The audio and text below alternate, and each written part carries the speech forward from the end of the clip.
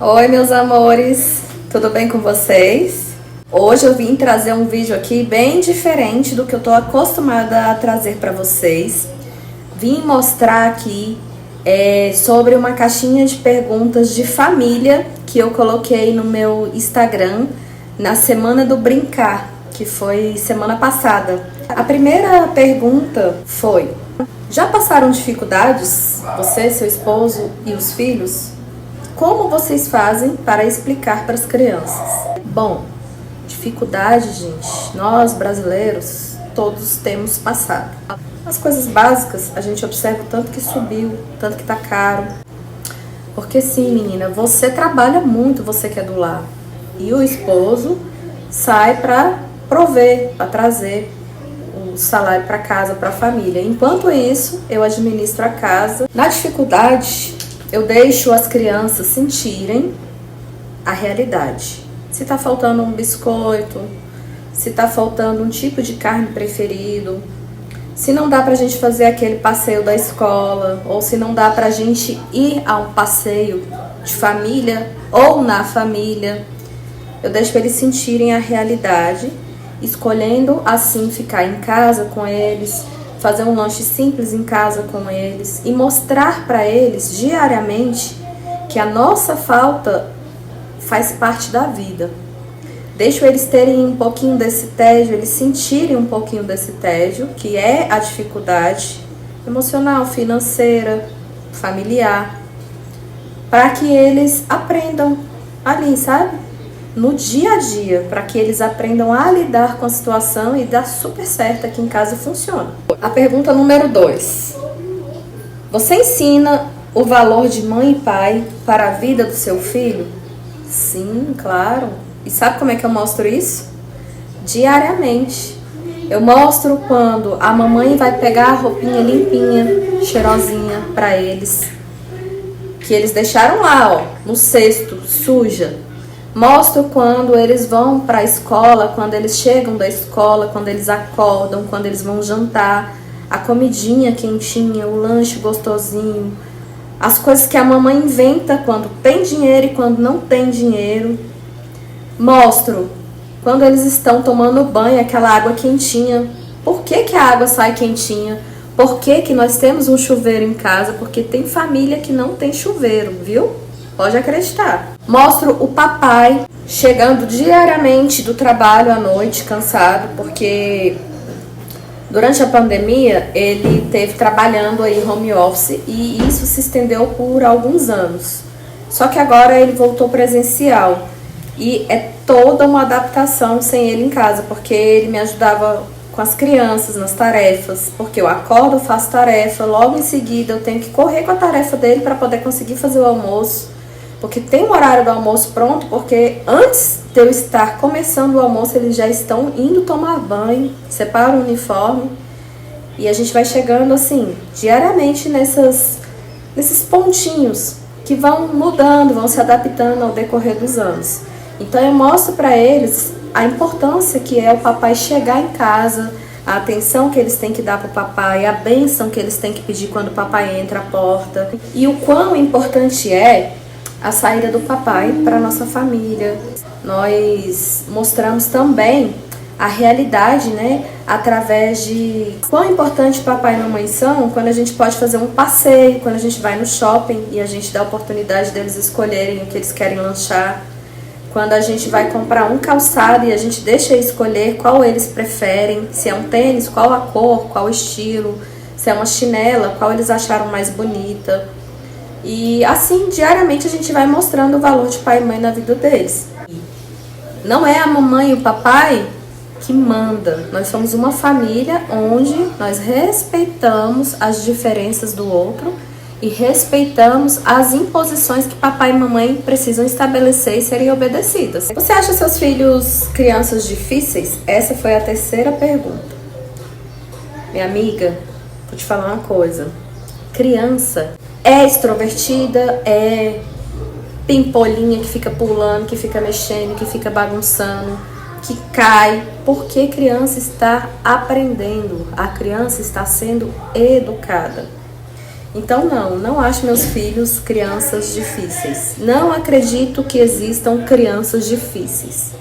Eu mudaria aí o contexto e mostraria para você que existem pais cansados, pais ausentes, pais estressados, e tá tudo bem. É normal você estar estressado num dia que o menino derruba um negócio, você fala mais alto ou até grita. É normal você estar cansado, a rotina é pesada. Então a criança não é difícil, nem você é incapaz. Nós, quando somos pais, estamos educando e criando seres humanos para que se tornem adultos dignos. Nós estamos aprendendo junto com eles. Você já viu aquele ditado? A avó deixa o neto fazer tudo o que quer? É porque quando ela era mãe, ela também estava aprendendo. E agora ela já está pós-graduada com a criação dos filhos dela. E o que ela vai querer fazer? Viver imensamente aquele amor através dos netos. Então, me considero uma aprendiz também. Eu aprendo diariamente na criação dos meus filhos, na educação deles. E a gente vai seguindo. E eu acho que eu me sinto capaz, sim, de ser mãe e estou no caminho certo. Como você ensina bondade para os seus filhos? Minha amiga, eu e meu esposo, Osmar Júnior, nós acreditamos que as crianças, elas aprendem com o exemplo que elas convivem, com o exemplo que elas veem. Elas guardam, memorizam, como se fosse um mapa, sabe? Tudo que elas convivem, tudo que elas escutam e tudo que elas veem. Então, aqui na minha casa, a gente sempre está disposto a acordar. Ninguém acorda de bom humor. Acordar com um sorriso no rosto. Bença mamãe, bença papai, bom dia irmão. Mas o sorriso, ele incentiva a você ficar bem e a sorrir mais ainda. Então, a forma como nós dois, casal, escolhemos educar os nossos filhos foi dando exemplo. Exemplo de amor, exemplo de bondade, exemplo de generosidade, exemplo de carinho e exemplo de respeito. E assim a gente consegue fazer com que eles guardem, memorizem e sejam esse tipo de criança, porque tem dado certo demais aqui na minha casa. As minhas crianças são generosas, são carinhosas, são gentis e eu falo, ofereça amor em tudo que for, na vida, no que você for fazer, num gesto, porque tudo isso vai voltar para você um dia. E a vida te oferece coisas magníficas quando você pode oferecer amor. A quinta perguntinha foi: você e seu esposo aprenderam alguma coisa com os seus filhos? Claro, gente. Sim. Eu acho que um filho é a melhor forma de você aprender a ser um ser humano melhor, a ter uma visão com mais sentimento, a amar com mais coração e mais paixão. E digo mais, um filho é o melhor mestre para ensinar você a viver, para você crescer. E a gente aprende diariamente com as nossas crianças, com meu filho mais velho, que é o Jorge Gabriel, que está com 25 anos, que me ensina diariamente com os acertos, com os erros, que eu poderia ter feito melhor, que eu poderia ter corrigido com mais destreza, com mais rigidez. Com o Pedro, que eu poderia ser uma mãe melhor, com mais paciência. Com o Davi, que eu poderia ser uma mãe com menos correria na vida. E assim eu senti também que a minha vida foi mudando com a chegada de cada um deles, porque cada um é diferente, né? E a gente tem que aprender a lidar com a personalidade deles, que às vezes é uma cópia nossa, para a gente poder conseguir responder com amor e generosidade. Então sim, a gente aprende. Mas uma coisa eu posso dizer com toda certeza, que os filhos são assim o jeito mais gentil e bondoso que Deus encontrou de mostrar para você mãe, para você pai, como é agradável conviver com sentimento de amor, de proteção e de respeito. Você corrige seus filhos? Essa foi a 6ª pergunta. Batendo na hora que eles extrapolam? E não, eu não sou uma mãe de bater, meu esposo também não é uma pessoa que é a favor de corrigir com dor, de corrigir com agressão. Nós corrigimos aqui em casa desde sempre, conversando, mostrando para eles o erro, tentando incentivá-los a corrigir para que não se repita. E às vezes a gente acha que mostrar o erro, sabe? Quando você repete várias vezes, para que assim, com a insistência da mãe falando,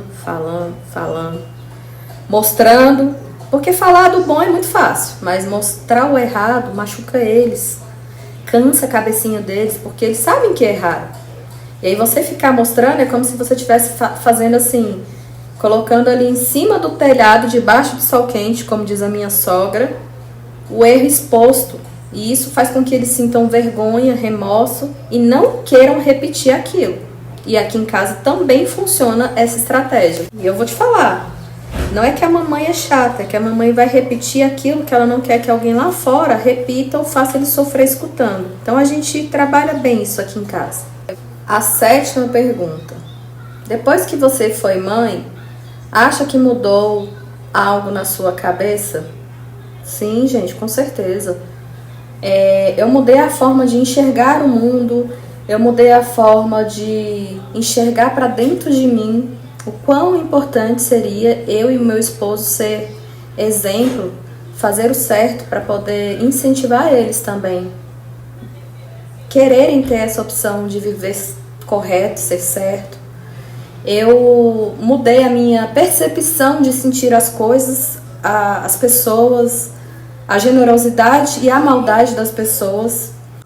Eu consegui ter o desapego de algumas pessoas para proteger os meus filhos e para ensiná-los a serem assim também. Aquelas que convivem diariamente com a gente, aquelas que convivem em eventos, que são família, amigos, conhecidos, algumas delas não se enquadraram mais no meu perfil Theo família, Osmar família, porque a gente tinha visão diferente, forma de conversar, agir, entender as coisas diferentes, e nem sempre algumas pessoas conseguiam entender isso. Então, para que a gente não vivesse em conflito ou tendo que conviver com pessoas que não iam somar na nossa vida família, a gente simplesmente afastou. A gente não teve aquela questão excluimento, não. A gente vai em festa quando convidam, a gente convive quando tem um evento que um amigo está conquistando alguma coisa, a gente vai lá somar naquele dia dele, mas a gente não tem mais aquele convívio diário, semanal. Então a gente conseguiu aprender isso para a gente poder ensinar aos nossos filhos que o amiguinho da escola, aquele amigo querido, melhor amigo, ano que vem pode não estar mais na sala dele. Eles vão aprender que as pessoas vão e que pessoas novas chegam. O ciclo muda e eu ensino isso para os meus filhos e eu e meu esposo conseguimos sim aprender a conviver com isso. E a prioridade sempre é a família. Meu esposo e meus filhos. Nosso lar, nossa casa, nossa vida em conjunto aqui dentro. Essa é a nossa prioridade. A 8ª pergunta foi: seus filhos são generosos e gentis. Os meus são apegados às coisas e não dividem. O que você faz? Então, minha amiga, eu sempre mostrei para os meus filhos serem passivos, abertos no quesito de dividir com o próximo e receber a divisão dele também. Vamos dividir o brinquedo, vamos emprestar, porque nem sempre eles querem, mas a gente trabalha isso aí na cabecinha deles. E com o passar dos anos, o crescimento deles, a gente foi mostrando o quão agradável era a gente oferecer, o quão é gratificante você fazer o bem para alguém. E a forma que mais deu certo aqui para mim foi mostrar dentro da nossa convivência, usando eles dois como exemplos, os dois pequenos que ainda moram comigo, o quão o Pedro, que é o do meio, era mais generoso que o Davi em algumas questões, instigando o Davi a também querer ser generoso ou mais generoso que o Pedro. O quão bondoso era o Davi, instigando assim o Pedro a também querer ser bondoso, porque o Pedro, ele tinha tudo para ele, agora ele teve que aprender a dividir. Já o Davi nasceu tendo que dividir. Então assim, eu usei isso aí a favor e eu fui mostrando para eles no convívio o quão importante é você ser generoso. Olha a generosidade que o outro está fazendo, porque você também vai conseguir e vai querer fazer. A 9ª pergunta foi: seus filhos são parecidos? Não. Eu sempre tive isso comigo, que cada pessoa tem a sua personalidade, que cada pessoa tem a sua forma de agir. Então, assim, podem ser gêmeos que não vão ser iguais. O mais velho é mais observador, calado. O Pedro é mais carinhoso. O Davi é mais restrito e mais inteligente na questão de observar, pegar, memorizar. E assim, com a personalidade que cada um já nasce com ela, a gente vai sempre modelando para que eles sejam pessoas do bem, para que eles escolham fazer as coisas certas e para que eles sempre ofereçam gentileza, amor e respeito. Assim, as coisas vão se adaptando de uma forma onde a qualificação de pensamentos, de agir, a forma de se expressar vai se adaptando um ao outro, ao respeito que a gente tem aqui dentro da nossa casa. E a 10ª pergunta, a que eu achei mais legal, porque tiveram várias perguntas com focos relacionados e que chegavam talvez na mesma resposta, foi: Theo, com a chegada das crianças, você observou, teve ou aconteceram mudanças no seu casamento? Sim, claro, a mudança ela acontece naturalmente no dia a dia. A gente muda.